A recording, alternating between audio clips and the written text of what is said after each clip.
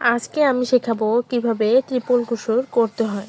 ত্রিপল কুশোর জন্য প্রথমে এখানে স্লিপ নট করে নিব। এটি হচ্ছে ক্লাস 5।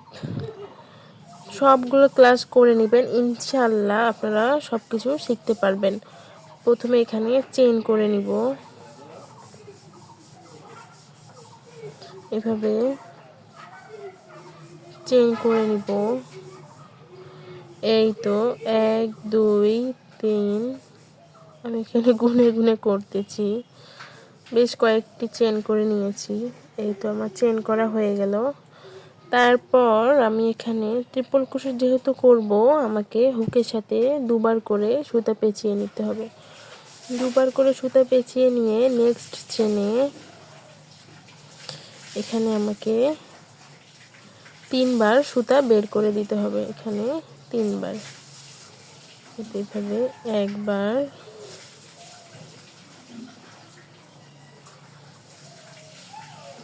এটা দুবার,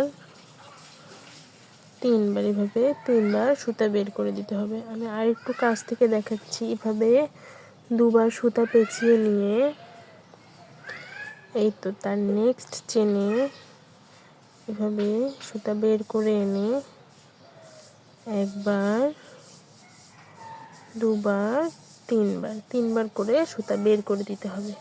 এটিকেই বলে ট্রিপল ক্রোশেট। এই তো এটিকে বলে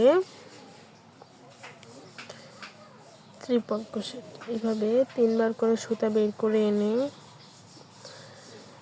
এভাবে এই তো একবার, দুবার, 3 বার সুতা বের করে নিয়ে আসলাম। হয়ে গেল ট্রিপল ক্রোশেট। দুবার করে সুতা পেঁচিয়ে চেনের ভিতর দিয়ে সুতা এনে এখানে 3 বার বের করে দিতে হবে। ডাবল ক্রোশেতে আমরা 2 বার বের করে দিয়েছিলাম সুতা, এখানে আমাদেরকে 3 বার করে বের করতে হবে আর 2 বার সুতা পেঁচিয়ে নিতে হবে।